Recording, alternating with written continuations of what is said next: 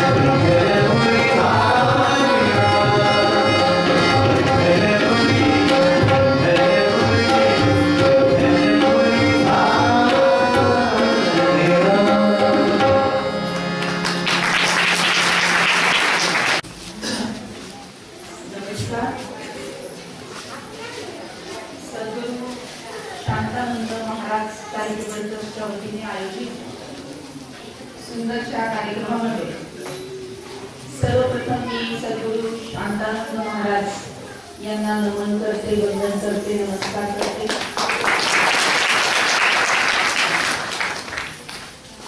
व्यासपीठावर उपस्थित असणाऱ्या सरपंच आदरणीय थोराताई,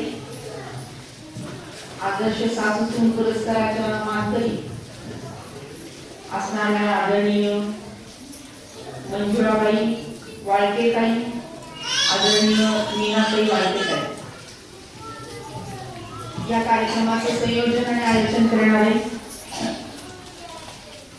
आदरणीय काळे महाराज साहेब आणि माझ्या समोर उपस्थित असणाऱ्या सर्व माझ्या माता भगिनी आणि माझ्या सर्व बंधूंनी, सर्वप्रथम मी आपणा सर्वांना संक्रांतीच्या खूप खूप शुभेच्छा देते आणि अभिनंदन करते या आदर्श सासू आणि सुनांचं.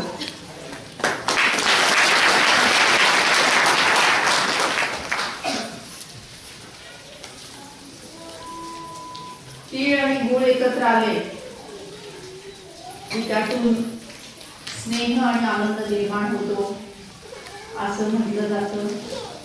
असा अनुभव आपण घेतलेला आहे, घेत आहोत. आणि तसं जेव्हा सासू आणि सुना मनापासून एकत्र येतात, एकमेकांच्या हृदयातून बोलतात, आणि सासू आणि सुना जेव्हा मायलेकी होतात तेव्हा घर घर राहत नाही तर घराचं देऊळ होतं, घराचं मंदिर होतं, घरामध्ये एकोपा आणतो, घरामध्ये आनंदाची उधळण होते, घरामध्ये प्रेम नांदू लागतं. आपल्याला माहिती आहे एखादं फूल सुगंधित असतं, छान दिसत असतं, पण जेव्हा आपण ती फुलाची माळ बनवतो, जेव्हा तिला एका धाग्यामध्ये गुंफतो तेव्हा त्याचा हार होतो आणि तो हार अधिक जास्त सुगंध देतो. तसंच एवढ्या मोठ्या कुटुंबाला 42 जणांचं कुटुंब प्रेमाच्या धाग्यामध्ये बांधल्यामुळे ही एकत्र कुटुंब पद्धती, ही आदर्श कुटुंब पद्धती आपल्याला वाळके कुटुंबांमध्ये पाहायला मिळते. अनेक वेळा मी परदेशात गेलेली आहे आणि वेगवेगळ्या कारणाने गेले असेल, काही डोळ्यांचं तंत्रज्ञान नव्याने पाहण्यासाठी असेल किंवा बेटी बचावच्या काही उपक्रमाबद्दल असेल. पण जेव्हा जेव्हा मी परदेशामध्ये गेले तेव्हा तेव्हा परदेशी लोकांनी मला अनेक प्रश्न विचारले भारताविषयी, आणि त्यांच्या मनामध्ये नेहमी कुतूहल होतं की तुमच्याकडे कशी कुटुंब पद्धती आहे, किती चांगली बळकट कुटुंब पद्धती आहे. आणि जेव्हा कुटुंब हे गुणागोविंदाने नांदत असतं तेव्हा समाज हा भक्कम असतो, समाजाचा पाया हा भक्कम होतो आणि त्याच पायावर देशाची इमारत उभारली जाते. आणि भारताच्या बाहेर जेव्हा आपण जातो तेव्हा मुलगा थोडासा मोठा झाला की तो घराच्या बाहेर पडतो. मग मुलगा असो किंवा मुलगी असो, घराच्या बाहेर पडतो, स्वतःच नोकरी करायला लागतो. नोकरी बरोबर नोकरीच्या मधून मिळणाऱ्या पैशातून स्वतः शिक्षण घ्यायला लागतो किंवा कधी कधी शिक्षण घेत नाही.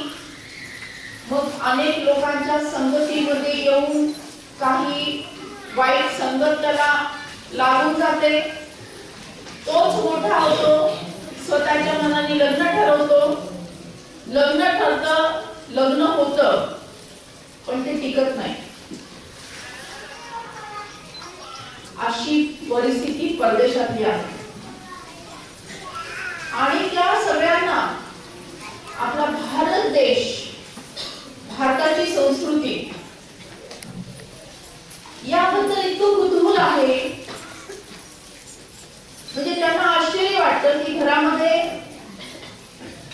नवरा बायको, मुलगा मुलगी, सासू नणंद, आजी आजोबा हे कसे एकत्र राहतात की जिथे दोघांना एकत्र बांधून ठेवायचं अवघड आहे. पण इथे ऍव्हरेज कुटुंब पद्धती आपल्या भारतामध्ये पाहिली तर 5-6 जणांचं तरी एक कुटुंब असतंच. जरी आज आपण विभक्त कुटुंब पद्धती भारतामध्ये सुद्धा सुरू झालेली आहे. नोकरीच्या निमित्ताने म्हणा, व्यवसायाच्या निमित्ताने म्हणा, कुटुंब विभागले गेलेले आहेत किंवा विचारामध्ये झालेला मतभेद पण कुटुंबांना वेगळं करत असतो. आणि त्यामुळे पण तरीही आई वडील आणि मुलं तर नक्कीच एकत्र आपल्याकडे राहतात. म्हणजे 4-5 जणांचं, 5-6 जणांचं कुटुंब तरी आज 21व्या शतकामध्ये आपल्याला एकत्र दिसतंय. तर हे आपल्या भारताचं बलस्थान आहे, हे आपल्या भारताची शक्ती आहे की ज्याला एकत्र कुटुंब पद्धती असं म्हटलं जातं. आणि नेमकी ही शक्ती आता कुठेतरी कमी पडायला लागलेली आहे, एवढं मात्र नक्की खरं आहे. पूर्वीसारखी एवढी माणसं आज एकत्र राहताना दिसत नाही. एक मत, एक विचार याच्याने जे कुटुंब चालत होतं की आजी जे म्हणेल ते सगळं करतील, आजोबा जे सांगतील त्याप्रमाणे घरचं वातावरण, घरचे निर्णय घेतले जातील, असं आता राहिलेलं नाही. परंतु अशाही परिस्थितीमध्ये आज आदरणीय वाळके कुटुंब हे 40-42 जणांचं कुटुंब एकत्र नांदतंय. खूपच आनंदाची, अभिमानाची अशी ही बाब आहे. त्यांच्यासाठी आपण जोरदार टाळ्या वाजवू.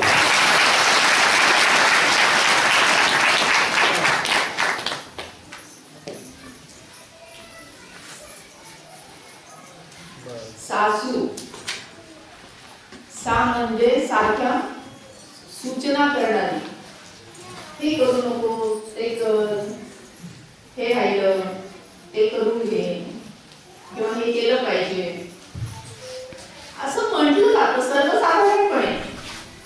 की सा म्हणजे सारख्या सूचना करणारी आणि सून म्हणजे सूचना नको नको म्हणणारी. असं विधान समाजामध्ये केलं जातं. असं अनेक कुटुंबामध्ये असू शकतं, पण तसं या कुटुंबामध्ये नसणार आहे. म्हणून एवढे सगळेजण आज एकत्र नांदत आहेत. जेव्हा एखादं घर म्हटलं जातं त्या घरामध्ये सगळेजण एकत्र राहत असतात, म्हणजे स्त्रिया पण असतात, पुरुष पण असतात. परंतु कमीत कमी 50% कुटुंबामध्ये तरी असं आहे की घरी राहणाऱ्या महिला असतात. 50% कुटुंबात मी सांगते.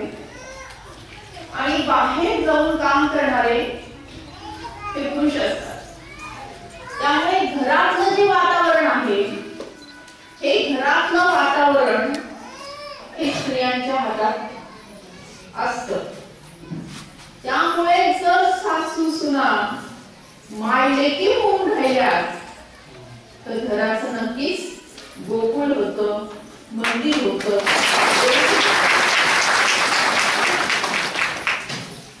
घर असावं घरासारखे, नकोच नुसत्या भिंती. घर असावे घरासारखे. घर कसं बनतं? 4 भिंती, 1 छत, हो ना? तर घर असावे घरासारखे, नकोच नुसते नुसत्या भिंती, इथे असावा प्रेम जिव्हाळा, नकोच नुसती नाती. नुसतं नाती आहेत म्हणजे समजा आता माणसं आहेत, सासू आहे, सुना आहे, मुलं आहे, नणंद आहे, आजी आहे, आजोबा आहे, हे नाती झाली, हे नातं झालं.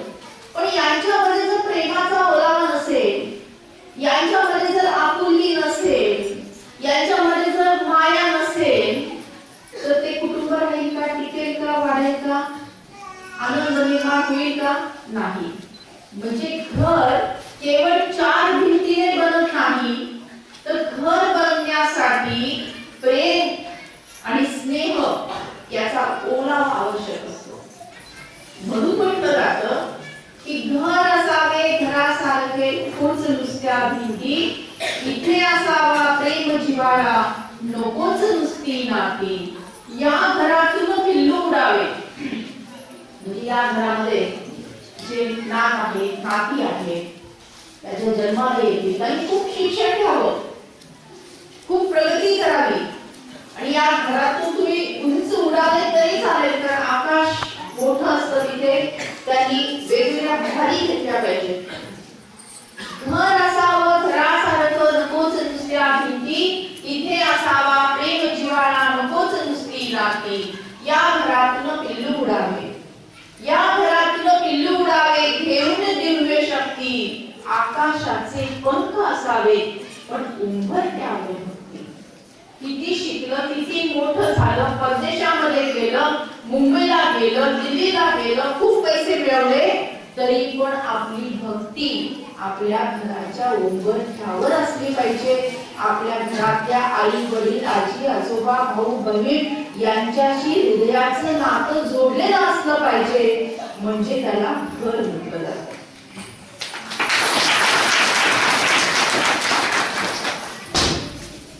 इमारत बांधायला वेळ लागत नाही, घर बांधायला वेळ लागतो.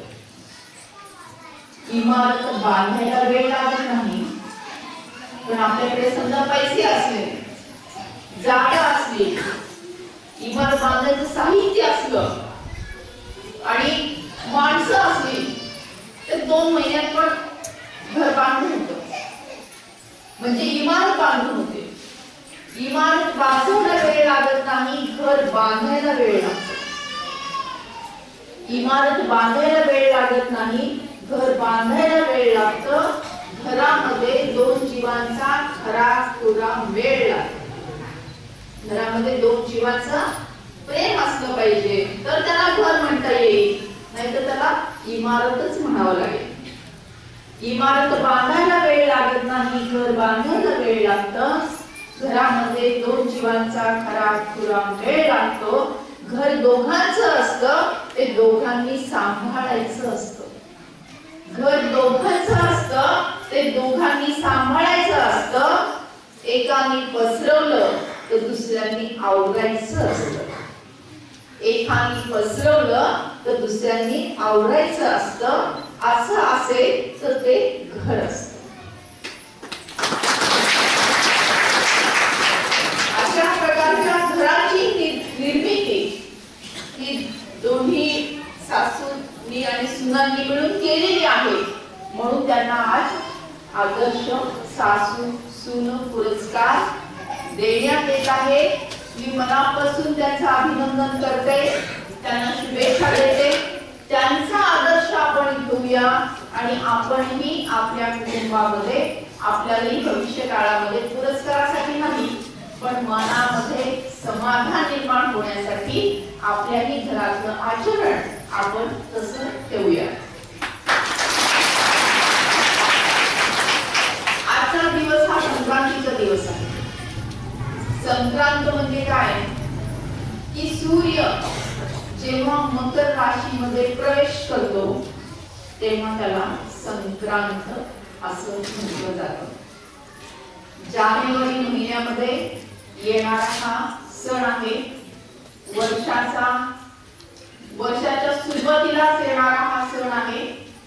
वर्षातला पहिलाच सण आहे आणि या सणानिमित्त आपण हळदी कुंकू करतो, तिळगुळ एकमेकांना देतो, एकमेकांच्या घरी जातो, प्रेमाची देवाणघेवाण करतो आणि तिळगुळ घ्या आणि गोड गोड बोला असं म्हणतो.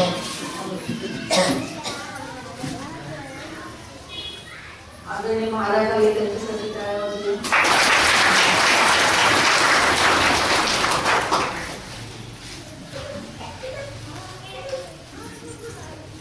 तर त्याचा हा सण आहे. जेव्हा आपण एकत्र येतो आणि एकमेकांना हळदी कुंकू लावतो, एकमेकांना तिळगुळ देतो, तेव्हा एकमेकांची चांगल्या विचारांची देवाण घेवाण ही या निमित्ताने होणं आवश्यक आहे. आणि तेच नेमकं या कार्यक्रमाच्या निमित्ताने आदर्श सासूसून आपल्या समोर उपस्थित आहेत. त्यामुळे चांगला विचार घेऊन या सणाच्या निमित्ताने आपण घरी जाणार आहोत.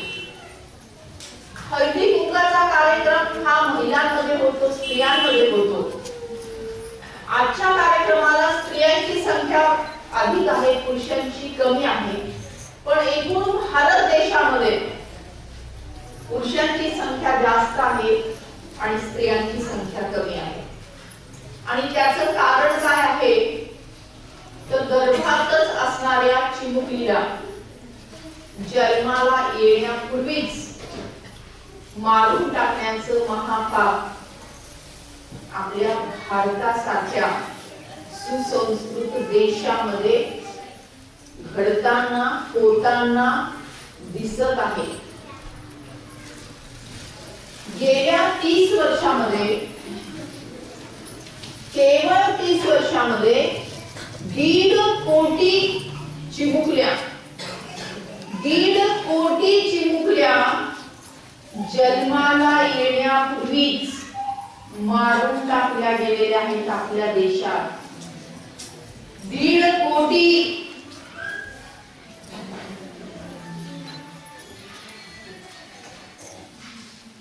आपल्या गावात एखादा मृत्यू झाला तर आपल्याला हळहळ होते. 12 दिवस आपल्याला काही सुचत नाही, अन्न जात नाही. मग ते वय होऊन गेलं, असा मृत्यू झाला तरी पण आपल्याला हळहळ होते. पण ही चिमुकलीचं आयुष्य अजून सुरू व्हायचं आहे.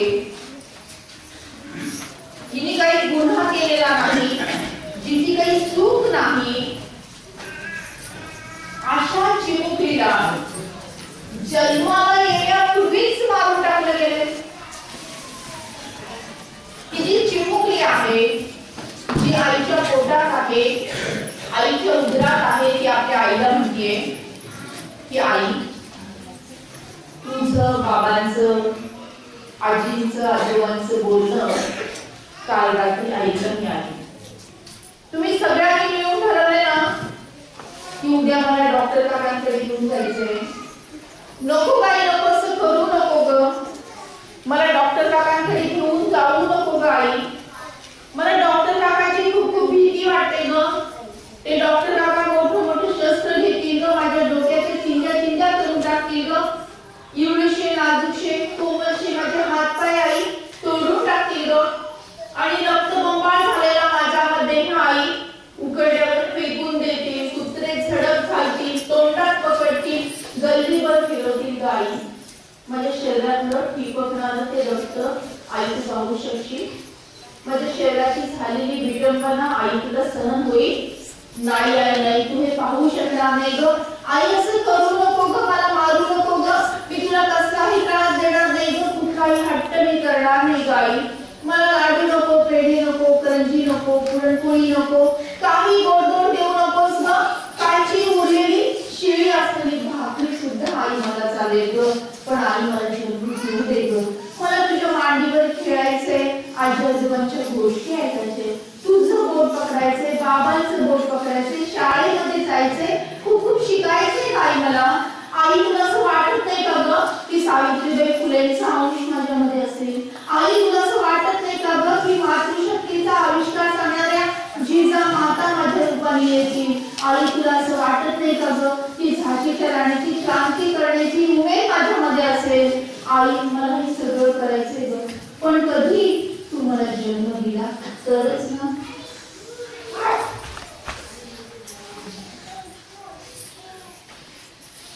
वेळ नाही गेली अजून हाक देते मी तुला. वेळ नाही गेली अजून हाक देते मी तुला. खुडू नको कळी आई, खुडू नको कळी आई. देश घडवायचा आहे मला, देश घडवायचा.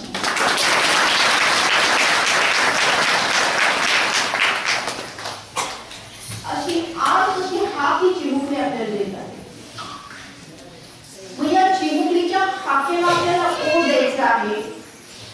या चिमुकलीला जवळ घ्यायचा आहे, तिला जन्म द्यायचा आहे, तिला वाढवायचा आहे, तिला शिकवायचं आहे, तिच्यावर संस्कार करायचा आहे आणि स्त्री भ्रूण हत्या पूर्णतः थांबवायची आहे.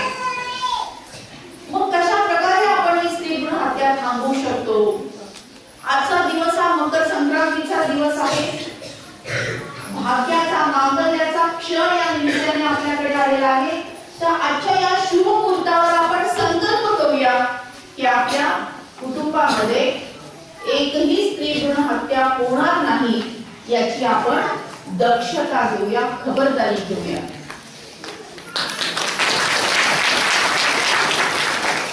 आणि दुसरी गोष्ट की जन्माला येणारी जी कन्या आहे,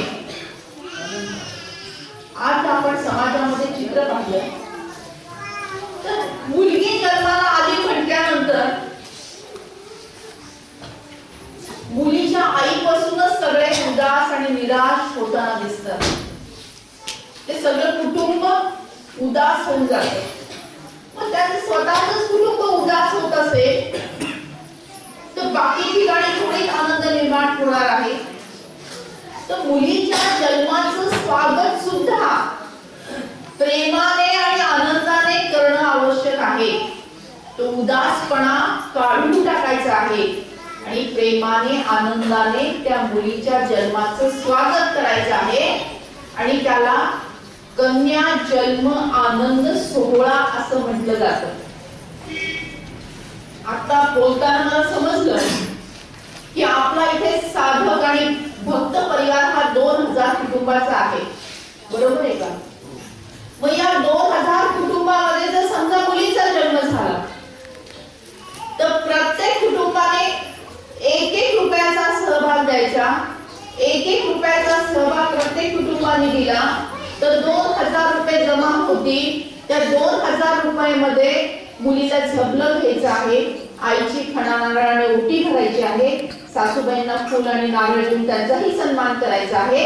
हे सगळं 500 रुपयामध्ये होईल आणि उरलेले 1500 रुपये हे मुलीच्या नावाने त्याची ठेवपावती आपल्याला करता येईल. ते फिक्स डिपॉझिट मध्ये टाकता येतील आणि भावी काळामध्ये भविष्यामध्ये तिच्या शिक्षणासाठी त्या रकमेचा आपल्याला उपयोग करता येईल. मग अशा प्रकारचा निर्णय आज आपण घ्यायचा का संक्रांतीच्या दिवशी? अशा प्रकारचा ठराव घ्यायचा का? मग हात वर करा, कोणाकोणाला घ्यायचं? मोठा हात वर करा, दोन्ही हात वर करून टाका.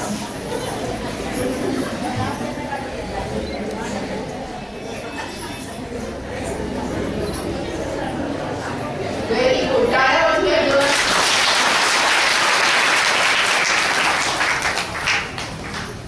म्हणजे आजपासून या ठरावाची अंमलबजावणी आपल्याला सुरू करायची आहे. मग हा जो सोहळा आहे कन्या जन्म आनंद सोहळा हा 3 महिन्यातून एकदा घ्यायचा. की 3 महिन्यामध्ये एखादी मुलगी जन्माला आली तर 3 महिन्याच्या शेवटी तो सोहळा तुम्ही करा. किंवा एखाद्या 3 महिन्यात येणार नाही कदाचित, किंवा एखाद्या 3 महिन्यात 2 पण येतील, सांगता येत नाही.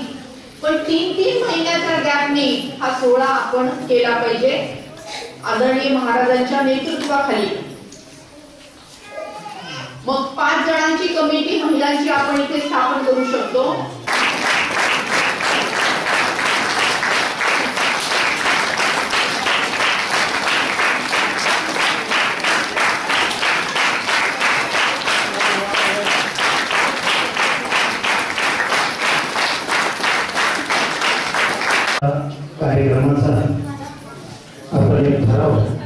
घेतलेलं आहे.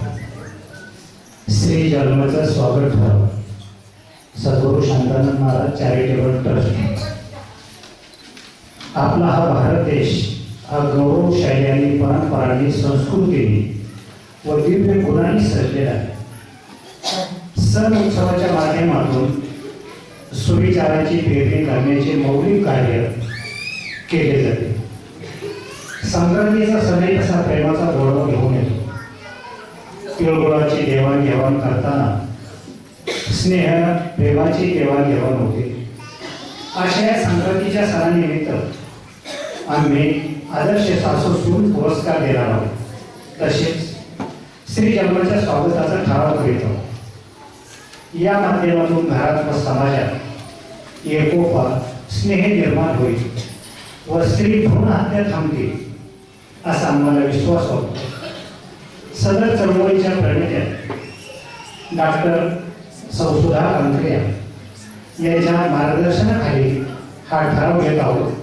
सूचक अशोकराव साहेबराव झरेकर, पंचायत समिती सभापती, आणि अनुमोदक श्री बबन यादव ठांगे, आणि अध्यक्ष सद्गुरू शांतानंद महाराज चॅरिटेबल ट्रस्ट रायतळे महादेव महाराज काळे यांच्यातर्फे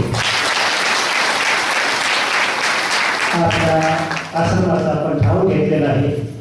त्याचप्रमाणे आता जे या ठिकाणी महिला कमिटी आपल्या आश्रमातर्फे तयार झाली, मी या कमिटीला विनंती करतो की निश्चित हे कार्य तुम्ही जोमानं चालवा.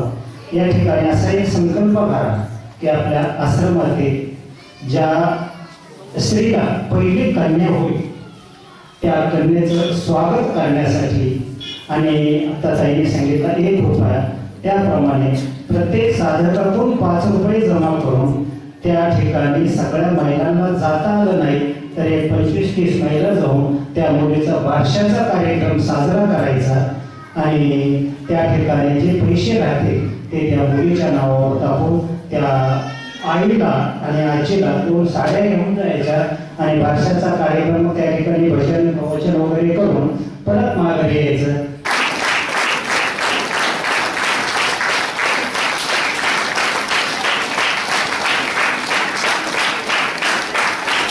स्त्री जन्माचे स्वागत करा. सध्याचे सामाजिक वातावरण नकारात्मक झालेले दिसत आहे. दुराचार, अनाचार, भ्रष्टाचार वाढलेला दिसत आहे. सर्व थांबवण्याच्या दृष्टीने समस्त मानव जातीमध्ये सुविचारांची पेरणी करणे आवश्यक आहे. स्त्री भ्रूण हत्या पूर्णपणे थांबल्या पाहिजे. तसेच स्त्री जन्माचे स्वागत घरोघरी झाले पाहिजे. हा उद्देश समोर ठेवून आम्ही मार्गदर्शन करण्यासाठी स्त्री जन्माचे स्वागत करा बेटी बचाओ चळवळीच्या प्रत्येक डॉक्टर सुधा कांकरे यांना आमंत्रित केले. त्यांनी 11 कलमी कृती कार्यक्रम समजावून सांगितला. त्यांच्या प्रेरणेने आम्ही खाली ठराव घेत आहोत.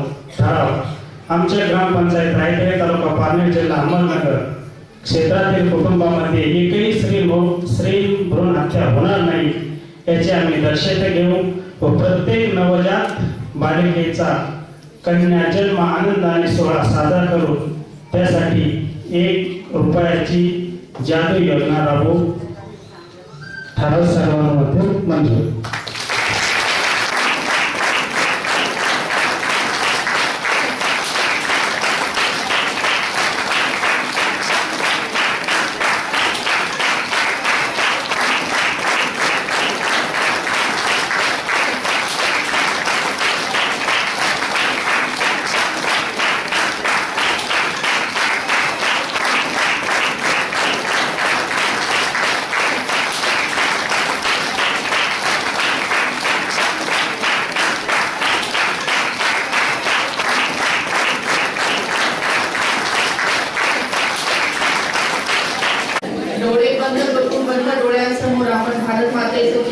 आहे आणि माझ्या पाठीमागे उंच आवाजामध्ये ही शपथ आपल्या सगळ्यांना घ्यायची आहे. भारत माझा देश आहे.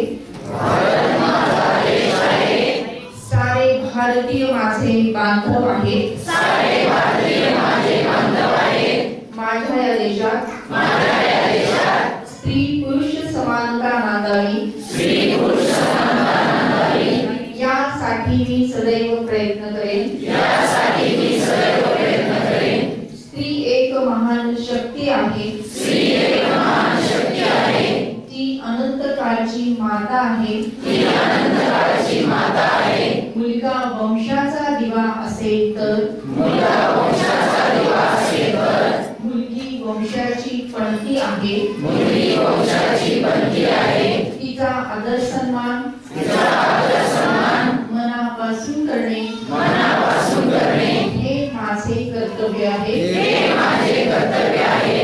मी हुंडा देणार नाही. मी हुंडा देणार नाही. मी हुंडा घेणार नाही. मी हुंडा घेणार नाही. मी स्त्री भ्रूणहत्या करणार नाही. मी स्त्री भ्रूणहत्या करणार नाही. करू देणार नाही. करू देणार नाही. मी स्त्री जन्माचे स्वागत करेन. मी स्त्री धर्माचे स्वागत करेन. त्याविषयी जनजागृती करेन. त्याविषयी जनजागृती करेन. अशी शपथ अशी शपथ सर्वांच्या साक्षीने सर्वांच्या साक्षीने आम्ही घेत आहोत. आम्ही घेत आहोत.